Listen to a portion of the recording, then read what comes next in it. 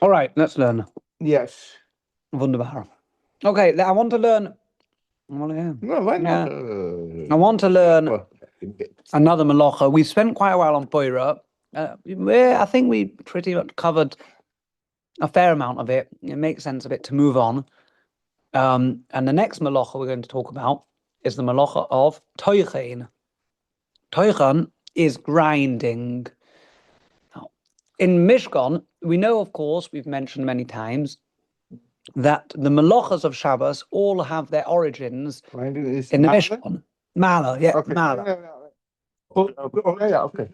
39. All that, Yeah.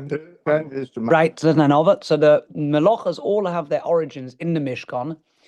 And in this particular instance, when would they have done in the creation of the Mishkan, in building the Mishkan, when would they have done grinding? The answer is quite simple.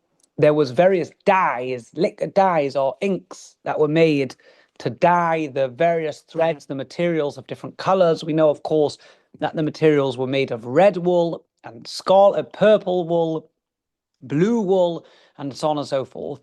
And in order to create these various colors, you would have to take plants, various herbs. That's how they made inks. So still, technically speaking, could make natural inks, not synthetic inks.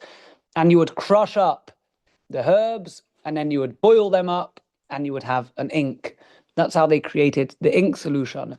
So crushing, Tochen, Mala, was one of the 39 malachas. As it happens to be, in the actual use of the Mishkan, in other words, if we move a little bit further on, not specifically about building the Mishkan, but in the day-to-day activities that took place in the Mishkan, then we find crushing happening on a regular basis, where they would crush flour to make bread. And of course, the bread and the various menachot, the various meal offerings, were all made out of flour. Flour, of course, chran, you have to take the product, take the natural ingredient from the ground, and then you crush it up. And as a result, you make bread. So we have crushing in connection with the building of the Mishkan, crushing in connection with the continuation of the use of the Mishkan. Their crushing is a very frequent activity.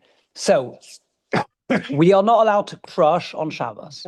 No. However, it's not going to get more exciting, but however, crushing in its purest sense is far more limited than crushing in the laws of Shabbos. Because when we talk about crushing in a very precise sense, we normally mean there's an activity. One has, for example, one gets flour, grain, and puts grain. It could be done in a machine, it could be done in a device, but in a very primitive sense, one would put the grain in a little mortar, like a mortar is a small stone dish, and one takes a pestle. A pestle is like, it's like a kind of like a instrument that has a bulb at the end.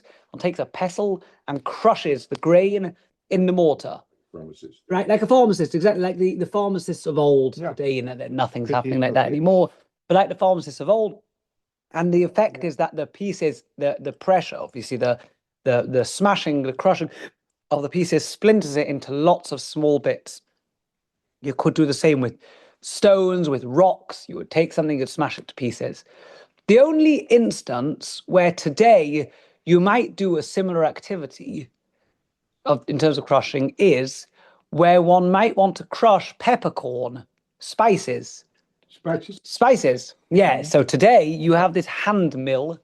You have the spices come, the peppercorn, the black pepper balls either come already ground up in a powder form, black pepper in a powder, or for those who like it to be very fresh and slightly bigger pieces than what's normally the case when it's ground up. When it's ground up, it's very fine powdery pieces. It's good for cooking, but some people like to put it on their food or put it on the meat or whatever it is. Then you want slightly bigger pieces with a fresh, strong taste. So today one buys it in the shop with it kind of, as you take it out, you twist the thing and it crushes it into little pieces. Is it now Now to do this or something? We're going to talk about it. We're going to talk about it. You hebt some paper molen. No.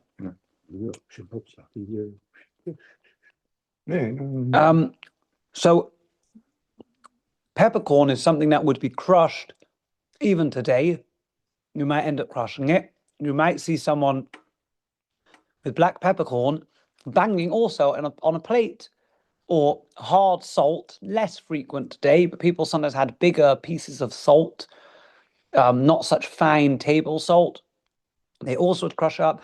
Those are instances of crushing which are very, very, which are very similar to the crushing that might have taken place in the Mishkan. However, the Gemara extends the malacha of crushing, of tochen, of grinding, and says that in theory it doesn't need to be done by applying hard force on something to split it into many pieces. It could equally be done with a knife. In other words, if one were to cut something into very small pieces with a knife, the effect would be exactly the same. You take something big and makes it better, makes it ready for use by cutting into small pieces. Now, I'm going to give you a bit of a background to this halacha. The Gemara makes a statement, and there is a big machlokas, there's a big discussion in the medieval authorities, in the Rishonim, what exactly the statement even meant, what it literally translates to be. The Gemara says, "Hey man, that person, de porim silka," who is porim. Porim isn't exactly clear what it means. It means, according to some authorities, to cut up into small pieces. Other authorities say to poris, which means to split up, and silka. Silka is a vegetable, selek.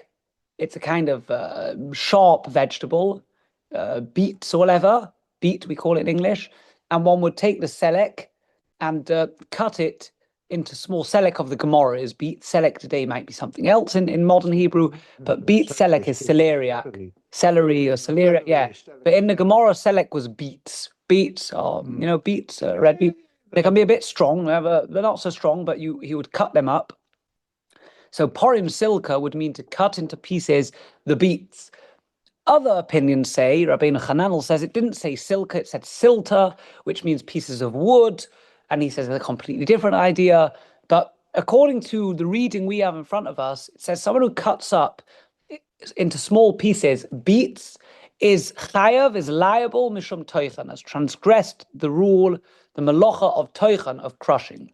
So what seems to come out is that it's possible to be liable for this act of tochen, of grinding, if one would just take a vegetable and cut it into small pieces. And from there follows a big discussion.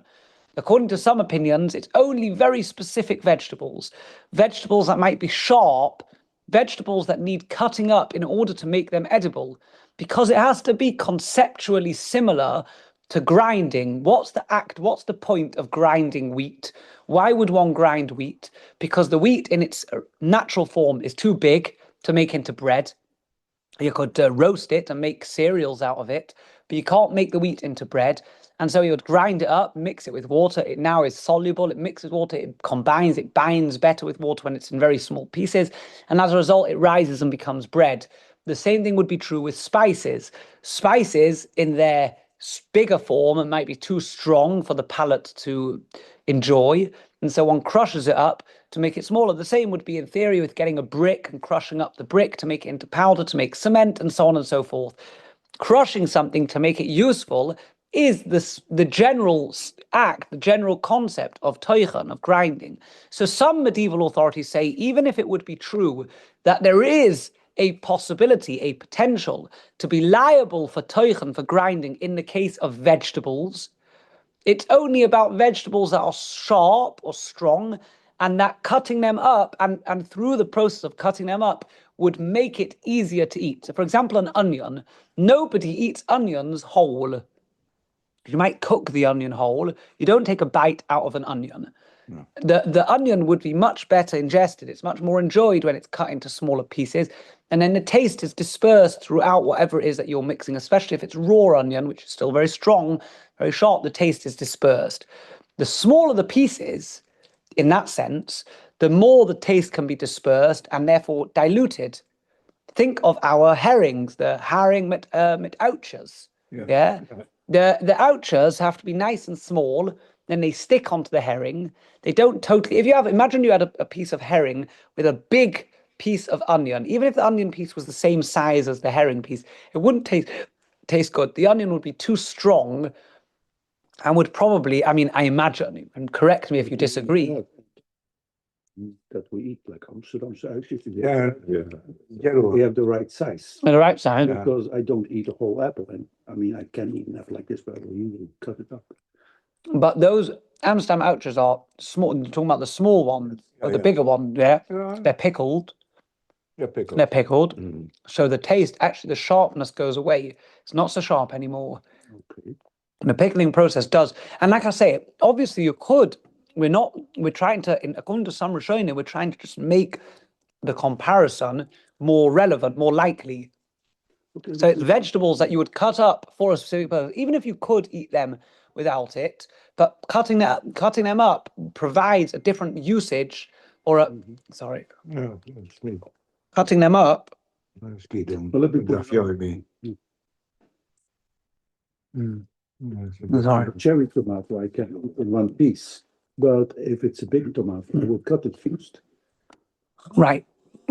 I'm gonna come to that in a minute. I'm absolutely. We're gonna come to that. So I'm just gonna turn this on silent. We're going to come to that, but we're trying to, and according to some Rishonim, it has to be more directly connected. And so they consider vegetables where the cutting up makes it much easier to use. And it's not just a matter of not eating it in one piece, but it's cutting into small pieces brings sort of the taste level slightly down. I wouldn't say brings the taste level down. I would say distills the taste somewhat. And as a result, it makes it better. So onions, for example, or beets or things like that. Other authorities say, other Rishonim say, no, any vegetables that you were to cut up into small pieces, exactly as you said before, to make it better to use. For example, you want to make a salad with tomatoes. A big fresh tomato in a salad doesn't mix in the salad, of course, even though you could eat big pieces of a tomato, but you would cut the tomato into smaller pieces. If you want a really Israeli salad, you know, where it's literally very small pieces, very finely mixed together, and it tastes of everything in one go. Then you'd cut the tomato into really small pieces and the cucumber into really small pieces. And this is the general idea of cutting vegetables into small pieces. And so the Shulchan Aruch rules that aside from the general sense of crushing, which is to bang something till it splits into small pieces, one is also chayav, one's liable for tochen, even if one takes a knife, which is not an instrument that typically connected to tochen. One takes a knife and cuts a vegetable into small pieces, one's liable for tochen. Yeah, dak, he says, very small. How big is very small? What does that mean, very small? It's very subjective, very small. Yeah, the Shulchan Aruch doesn't give us the exact measurements. He doesn't say it's 1 millimeter or 2 millimeters or so on and so forth. He says if one cuts a vegetable into dak, very small pieces, one is chayav. What does this mean, dak? Presumably, from the different way in which the Rishonim bring down this idea, it means smaller than is necessary or smaller than is regular in such a circumstance. In other words, I should maybe even phrase it even differently than that. Whatever's the smallest amount that you would normally cut this for the usage you want, it shouldn't be as small as that. In other words, imagine you were to cut onions. Yeah, go back to the onion case. The various sellers, the various stores, fishmongers who sell herring with onion, they almost all of them adhere to a certain standard size for the onion pieces. Basically, I mean, I've never taken a millimeter ruler and measured the size of these onions. There's a device, exactly. They all have the same device, and they all, sorry? It's relative. It is relative, but they all use a standardized size because they understand that too small is just a powder and it sort of doesn't have its crunch. And a bit bigger than that is already a bit sharper. And they probably, even before these machines, you gentlemen have been around in the Netherlands slightly longer than I have. Even before these machines, probably they diced up the onions with their knife, and the chefs would dice it up into probably a similar size to what it is now. It's probably traditional that it's approximately that size. I don't imagine that 50 years ago, everyone was eating much bigger pieces of onion with their herring. It's probably a traditional size, then it sprinkles nicely and whatever. In other words, it's a traditional size. It's called very small diced. You don't normally buy onions anywhere that have been diced, whether for herring or for other things that are diced smaller than that, not for cooking and not for eating raw. You won't find them diced smaller than that. You might sometimes find ground onion, which is more like a mush. You know, as you grind it up and there's a piece, a knife blade that you have. It's got like little tiny dots, and it just literally it splinters the onion. Rasp. Yeah, a rasp, exactly, a rasp, where it's very, very, very, because the onion is moist, it just literally makes it into like a mush. It's like a sticky mush. But in terms of cutting it up into small pieces, presumably that's the smallest size. And so the halacha would therefore follow that if that's what people consider the smallest normative size to cut up onions, then one should cut it up on Shabbos slightly bigger than that. Yeah? It means there is a border between cutting and grinding. The smallest amount permissible or something, which is very relative. Absolutely, but grinding would certainly be forbidden. And I know, but it's what that cutting can go into. Yes, grinding. small cutting So where becomes is grinding. the- You know, it becomes ground when it fulfills a similar objective, which is it's cut into small, very small pieces, so that it's kind of broken up, so that its potency or its strength isn't so much, or in the case of the tomato, so that it can be equally put around. Whatever vegetable it is, it's very relative, as my dear friend said. I've got Oh, No. maybe for the cake, but Okay, you can use your I'm barely no. your own. It's falling apart as I speak. Okay. They can't see on the camera, so don't tell anyone. It's ground. It's been ground up. So it's very relative. It is very relative. It might very well differ from vegetable to vegetable, but the Shulchan Aruch doesn't give us a precise measurement because it differs. It's whatever's considered very small, normative, and if it's so small it's not normative, that's obviously not what we're talking about, because nobody's cutting up their tomato into 1 millimeter long pieces. So it's whatever's considered. It would be with a tomato, for example, it would probably be also similar to the size they cut up an Israeli salad. That kind of size, that's called dak, very small. Slightly bigger than that would be okay. In other words, it should be noticeable when it's cut that it's not been cut to the smallest normative size. That's effectively how the Shulchan Aruch describes cutting up vegetables with a knife. Now, the Ramah actually says that there is an opinion in the Rashba who says that cutting up vegetables in the first place, as we said before, isn't really such an issue. And he says, I don't understand. He says, grinding, the malacha of grinding, and this is why it's similar to, we're going to say something that's similar to the laws of boira, which we learned previously of separating. There's a difference between doing a malacha as a constructive, creative act for, call it future use. Future doesn't necessarily mean in 10 years from now, but future use. And doing an act, which is just an act of preparing food to eat. We saw that in boira. In boira, we made that distinction. We said that why would it be that separating is forbidden, but when you have three conditions together, separating becomes permitted? Namely, the three conditions are that you take good from the bad, that you take it with your hand and not with an instrument, or manually not with an instrument, and that you take somoch lis'uda close to the time of eating. Why, when one has all those three conditions, does it now become okay? How does that work? If it's forbidden, it's forbidden. Why does it suddenly become okay?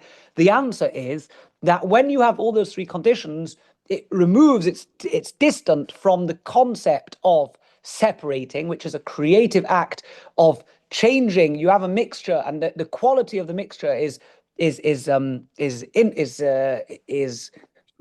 not good because of this mixture. Now you've enhanced the quality by separating things. Whereas when you do all those three conditions together, effectively what you're actually doing now is you're just eating, because that's what we do when we eat.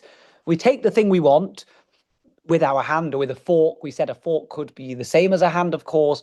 With our foot, it's not an instrument of separation, it's just an instrument of eating with a fork, and we do it as soon as we're about to eat. So when one fulfills those conditions, one's just eating, not preparing something and creating or changing the state of a certain mixture. Immediately. Only exactly for immediate eating. Of course, we extend, once we get into that idea, the halacha extends the concept of immediate eating to say before the next meal. We spoke about that at length. that becomes, it's no longer categorized as separating, the act of separating, of refining a mixture to make it better. It's just called eating. It's just what you do and eat. You take something you want, you take it just before you eat. The same, says the Rashba, the same is true with Tochen. He says, even if it would be conceptually true that cutting things up into small pieces might constitute Tochen, nonetheless, if one does it before one's about to eat, it's just called cutting to eat. When one eats, every time one eats, one grinds up food in one's mouth. That's how you eat. You eat by having smaller pieces. Exactly as my dear friend said, if you have a big tomato, you don't eat a big tomato, you cut it. So the Rashba says, what's the difference between cutting the tomato into pieces this big or pieces that big? The purpose of cutting the tomato is to be able to eat. And so he says there's a difference between grinding and cutting when the cutting is done close to the time of eating, like we saw by Boira. If the cutting is done in advance, but not immediately before eating, then of course, then you are preparing something. For example, cutting up the onions in a bulk to be used for the herring in a later stage on Shabbos, that would be an act of, obviously, if you do it on Friday, it's okay, but that theoretically speaking, would be an act of cutting, of grinding onions, so to speak, in order to prepare it for future use. But if you were to be about to eat your Shabbos lunch and you make a salad, and in the course of making a salad, you cut up the vegetables into small pieces, that's just preparing food to eat. It's not grinding food, it's eating food. It's the beginning stage of eating, which is to take your knife and fork and cut. What's the difference, according to the Rashba? What is the difference between cutting it on your plate or cutting in the kitchen 20 minutes before you're about to eat it? It's all part of the preparation of eating. It has to do with the taste also, because I can mention that somebody likes the grinding on its food and somebody else doesn't. So the eating is the purpose, even when you grind it. It's always a purpose, absolutely. So it's always a purpose. And with separating as well. If you have Exactly. if you have a mixture of apples and oranges, but you separate it not close to the next meal, and you're also doing it to eat one day, but for the moment, Yeah. you are enhancing, you're refining the mixture. Whereas with eating, you're not refining something. It's too short term to be refining it. You're just about to eat it, and that's the way to prepare it for eating. That's the Rashba's argument. The Rashba's argument is that were it to be the case, which he agrees, that there is a conceptual possibility of grinding something with a knife. In other words, not just what we've mentioned, the classic tochen of bashing something with a pestle and a mortar, but equally there's the possibility of grinding. It is possible to be liable for the act of tochen of grinding with a knife, just by cutting something very small. True, he says, but that's only when it's not done just before eating. When it's done just before eating, of course, in the process of eating, it's just called preparing something to eat. It's not called the constructive act of crushing, grinding, of dividing into small pieces. That's what the Rashba wants to say. With that in mind, the Ramah says that technically speaking, me'ikeh hadin, that means according to the strict rule, the Ramah rules, like the Rashba, that if one were to be preparing just before the meal, and he says within, let's say, an hour or so, the same time frame we spoke about last time, when people come home from shul, around the time that people would start coming home from shul and preparing the meals, even if you're not in shul, but around that time when shul starts to finish, I'd call that an hour, half an hour before the meal starts. The Ramah says, at that point, you can cut into small pieces for the next meal. That the Ramah says. Later commentators are somewhat uncomfortable. Later commentators say, well, there's so many of the medieval authorities, the Rishonim, who, as we mentioned before, don't say what the Rashba says. They take it very straightforward. They say you can be liable for cutting up a vegetable into small pieces, whether you do it before or after. And so the general practice is to not do it, as we said before, extremely small. As long as it's slightly bigger than small, even if it's still considered small by normal standards, but do it slightly bigger, as it happens to be with a knife. Unless you're a professional chef, maybe not, but unless you're a skilled chef, then with a knife, if I cut up an onion, my pieces are not that small. Yeah, you have to kind of have good knives and good cutting boards and good hands and whatever. And if I cut up an onion, I sort of go chop, chop, chop, chop, chop, chop, chop, chop, chop, and some pieces come out like longer and smaller and whatever. Normal. So normal. So, but some people are I would say more Professional. physically able than I am. Yeah, professional is already a long way away from where I am, but even physically able, they're more physically capable in the kitchen than I am, and they can get a good knife and do some great stuff with a good knife in their kitchen. You know, Yes, I see you know, sometimes. people- yeah, you see. Sometimes I see that.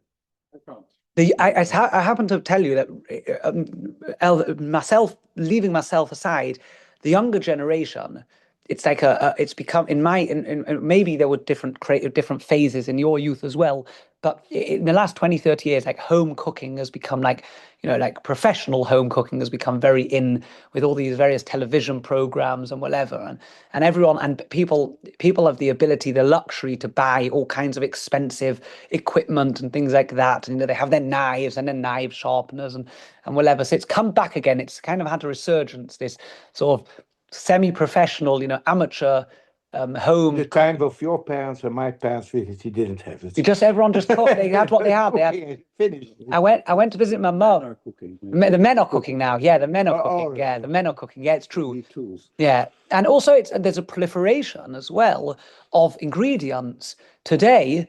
Obviously, it's not the last week or a year or so. Of course, this has been for quite a few decades already in Europe, but you can get almost everything the whole year round. So you can make Mediterranean style dishes in Holland. And also it's with an influx of immigration in the last 20, 30, 40 years across Europe. So people bring in different cultures, different food types. So now everyone's, you know, you go into Jumbo and you can buy all the ingredients in the Jumbo at Albijn, you can buy all the ingredients for sushi, for example. I mean, obviously I'm borrowing aside kosher considerations. I'm saying even kosher, even in the kosher consumer today, I am a little bit younger than the gentleman, my esteemed audience. And in my youth, whenever someone went to Israel, whenever a kid traveled to Israel, he brought back for all his friends sweets. We could get snoopias, yeah. We could get sweets in Manchester growing up, but they were the same packets and the same whatever. There weren't that many different variations. And in Israel there was more. And today it's not like that anymore. There's nothing you can get in Israel. You can't. Pretty much everything you can get everywhere today. You can go into pick a mix. Kosher pick a mix stores in London as well as in Yerushalayim. So there's a lot of proliferation of spices and herbs and different tastes and whatever. So people can bring it all home and try their hands out. All these cooking books today and everything. It's wonderful. If you like it, it's wonderful. I'm not so gifted when it comes to. I can make a basic. I can put the potatoes through the machine and make a kugel if you want me to, but I don't want to be recorded because Toby will say, "So why don't you do it then?" But so as long as it's not as small, getting back to the thing, what we're saying, as long as it's not as small as what people call very small, not slightly bigger than that, then we should be okay according to all opinions. So that's stage number one. Now it happens to be when we go back, this concept that the Rashba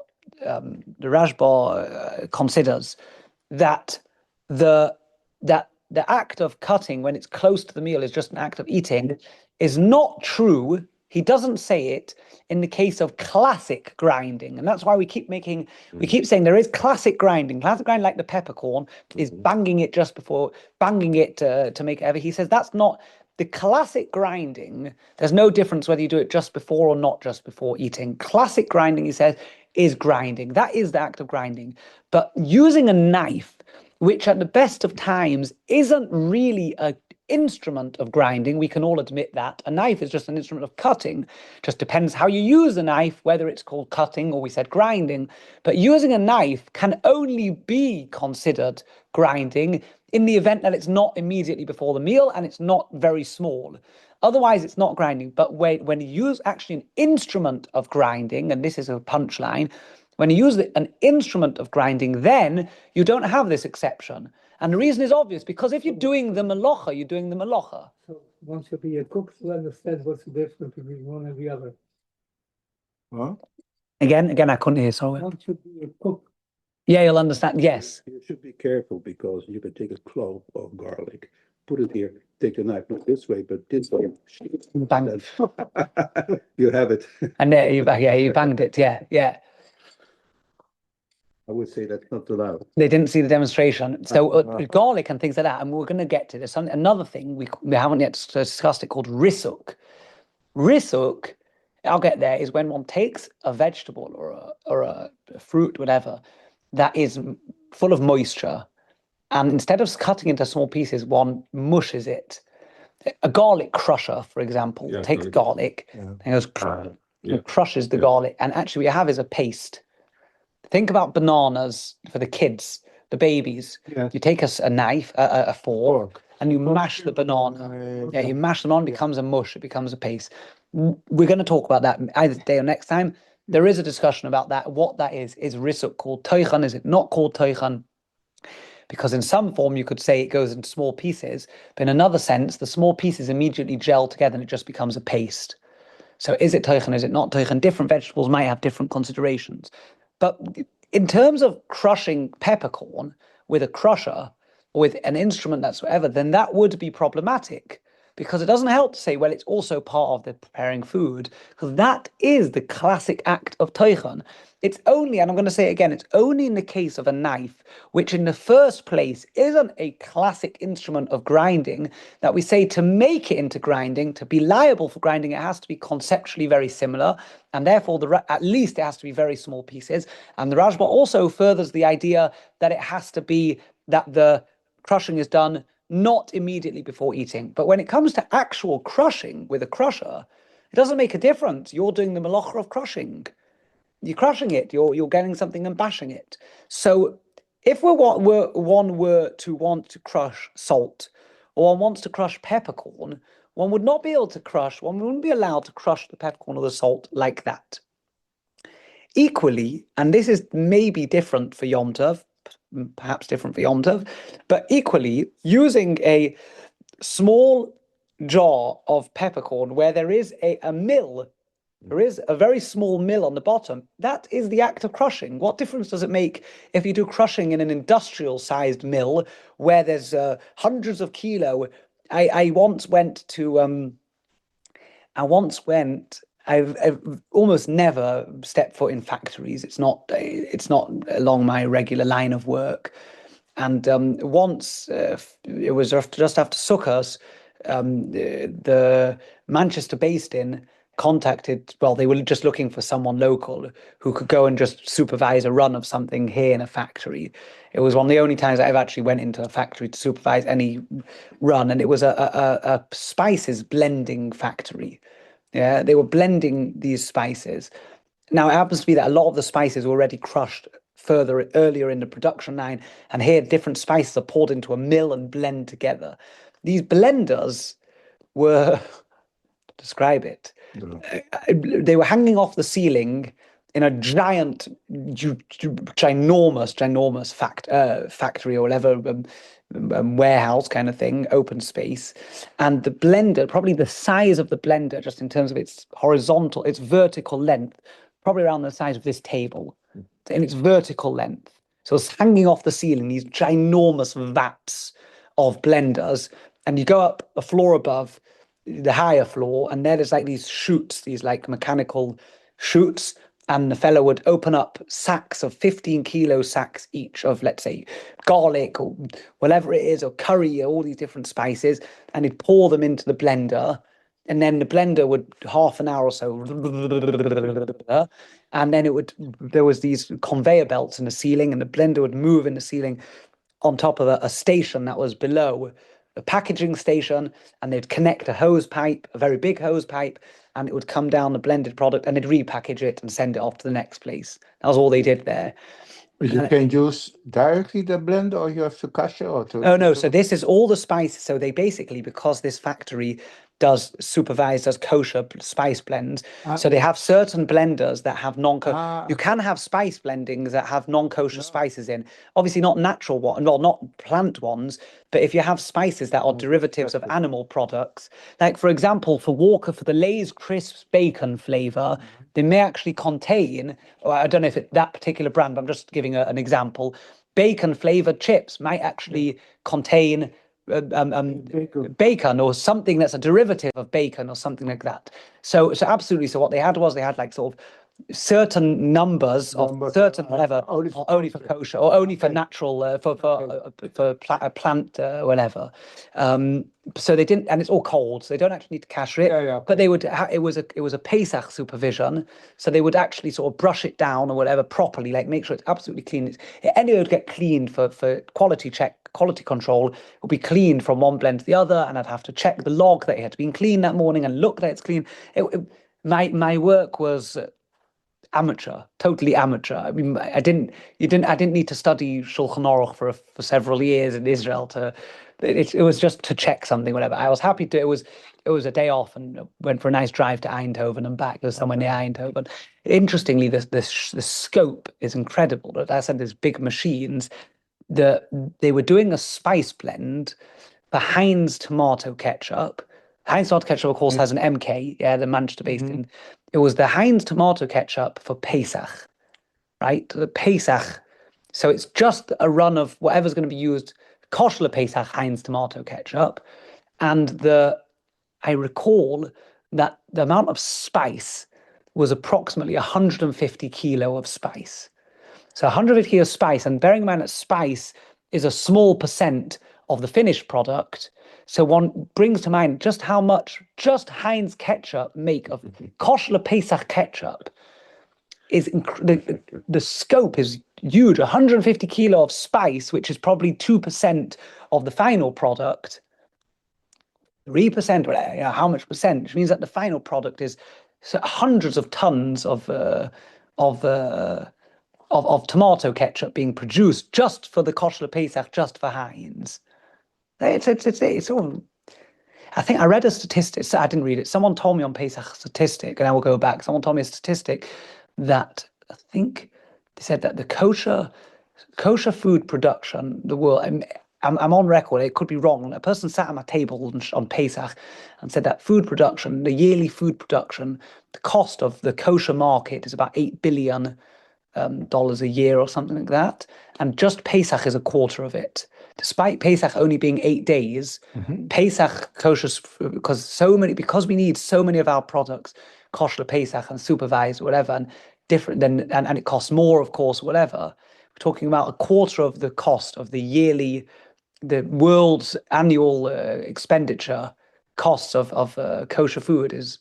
So what do we do if we didn't have Israel? If we didn't, a lot of it's coming from Israel today. A lot of it's coming from Israel. But basically, there are kinds of food that you eat the entire year, which are always kosher. Right. Exactly. But then there's some marketing strategies where they convince people that they should still get the one with the sticker on.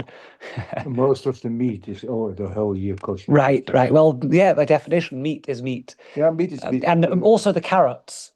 The carrots and the potatoes are also kosher Pesach.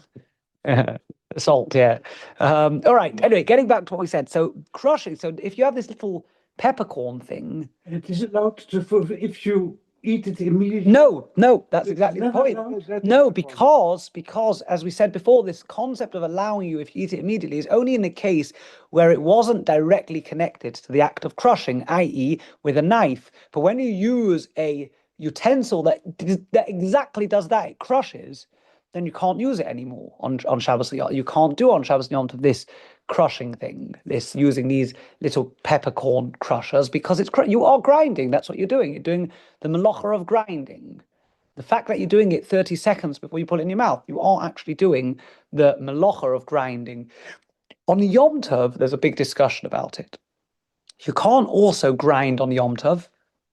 By the way, even though you're allowed to prepare food, oichel nefesh, we know what food preparation cooking is, but generally speaking, and I'm going to say generally speaking because there's lots of exceptions to this rule, but generally speaking, it's only from the 10th, 11th, I don't remember, but from the melacha of losh, which is kneading, which we haven't yet learned. Kneading is kneading, when you make a dough. What's it called? Kneder. Yeah, it's only from the melacha of kneder and onwards that's permitted in terms of food preparation. Nobody ever said that if the Torah allows us to prepare food on Yom Tov by cooking, why can't I cut an apple off the tree to eat it? Because you're allowed to do melachas for the sake of food preparation. Correct or not correct? If you're allowed to do melachas, did you ever think of that? If you can do melachas for the sake of food preparation on Yom Tov, you could do asher ochel lechol nefesh, hu levada ye'osel lochem. That which can be eaten, which is to be eaten, can be done on Yom Tov. So why can't you cut an apple off the tree? Yeah, but meleches oichel, you can. Melacha is another thing. Right. So the Yerushalmi basically says that from Lisha ve'elach, in other words, that when the Torah allowed it only allowed acts of food preparation that are normally done immediately before eating. Again, and this is, we're throwing in the same words immediately. We don't mean, in other words, the malachas like lisha and bishul, cooking, but we don't mean things that are done the yomim rabim for many days. And cutting off the tree is an earlier stage of food processing. That wasn't what the Torah meant in terms of cooking. In other words, cooking means cooking and very closely related. So there's a big discussion about grinding. Chives in the garden. She would send me and my brother just for the food into the garden to cut the chives. On Yom Tov? No. On a regular day. So it's related to the food right away. Absolutely. For immediate use. And if you had an apple tree in your garden, it would be true as well. No, because they're harvest in the season. Okay. It's basically a different thing. Okay, fair enough. But it's absolutely true what you say.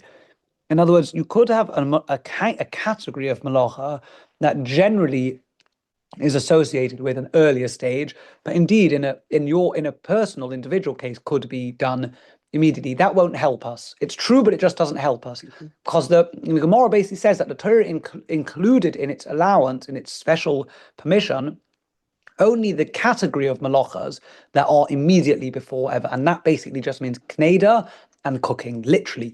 It happens to be that I said, that's what the Yerushalmi says, milisha ve'elach, from kneder and onwards, just lisha and bishul, it's the only two.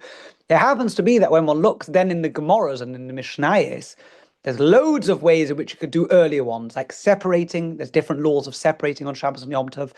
Crushing, Tochen, there's different laws of crushing on Shabbos and Yom Tov. And so the Rishonim basically speak out that the Gemara didn't mean it literally.